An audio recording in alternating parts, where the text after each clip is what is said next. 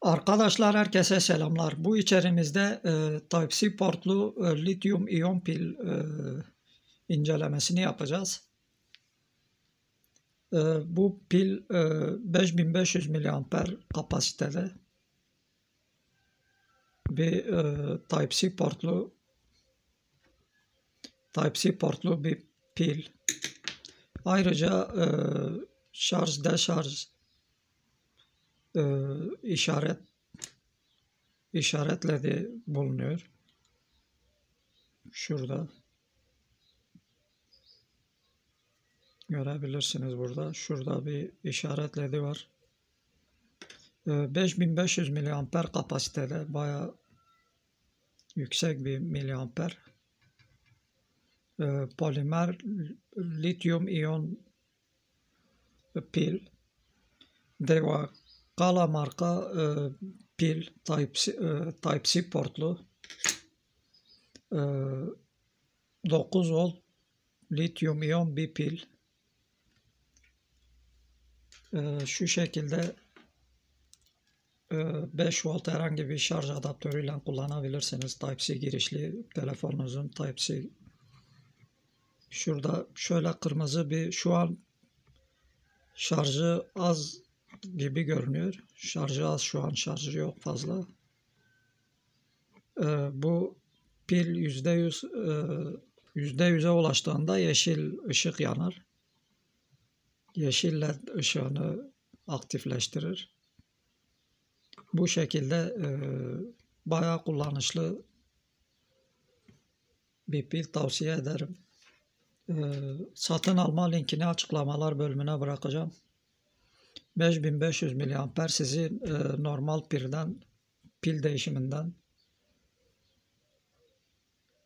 kurtaracak güzel, güçlü bir ürün. 5500 mAh kapasitesiyle sizi uzun süreler götürecek, pil derdinden kurtaracak bir pil. Lityum iyon avantajları: lityum iyon pil, kendinden bataryalı, kendinden pilli, bir de Type-C girişli şarj edilebilir pil. Herhangi bir şarj adaptörüne ihtiyaç duymadan Type-C telefonunuzun Type-C kablosuyla şarj edebilirsiniz. Ben ölçü aletimde kullanacağım.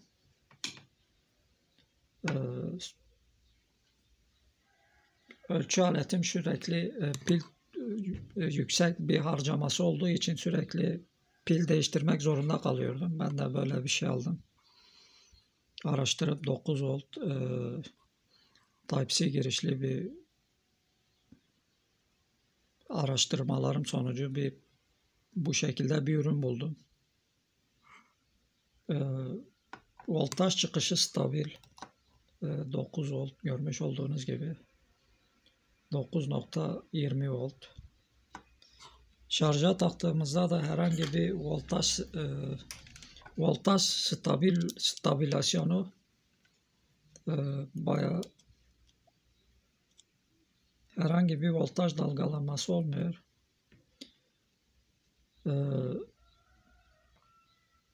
Bu içinde muhtemelen BMS vardır. Şarj yönetim modülü vardır. Bu internette bazı içeriklerde normal standart pilin içini boşaltıp aynı bu şekilde bir ürün yapıyorlar, el yapımı. Bu hazır bir ürün. Bu şekilde normal standart bir ürün, pili kesip bazı içerik üreticiler normal bir standart pili kesip içini boşaltıyorlar. Bu şekilde standart bir pilin, ben kendi ölçü aletimde kullanıyorum bu şekilde.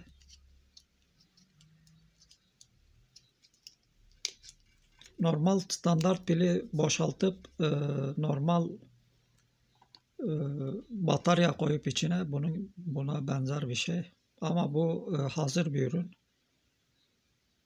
Hazır fabrikasyon bir ürün. El yapımı ürünler de yapıyorlar. İnternetten araştırıp bakabilirsiniz. Kendiniz de yapabilirsiniz. Bu şekilde gayet kullanışlı bir ürün. Ayrıca sizi pil masrafından kurtaracak bir ürün.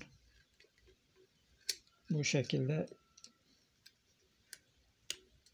gayet stabil bir voltajı var. Ayrıca şarj deşarj durum ledi bulunmakta. Şöyle bir kutusu var. Şöyle kısa bir Type-C, bir de tip A bir soketi bulunmakta. Bu şekilde bir Type-C, bir tarafı tip A bir USB girişi bulunmakta. Bu şekilde bir kutuda geliyor.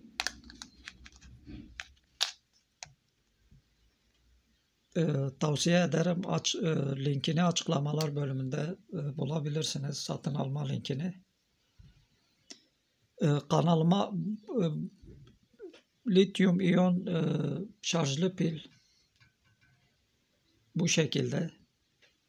Bir sonraki içerikte görüşmek üzere. Kanalıma abone olmayı, bildirimleri açmayı unutmayın. Bir sonraki videoda görüşürüz. Selamlar, saygılar.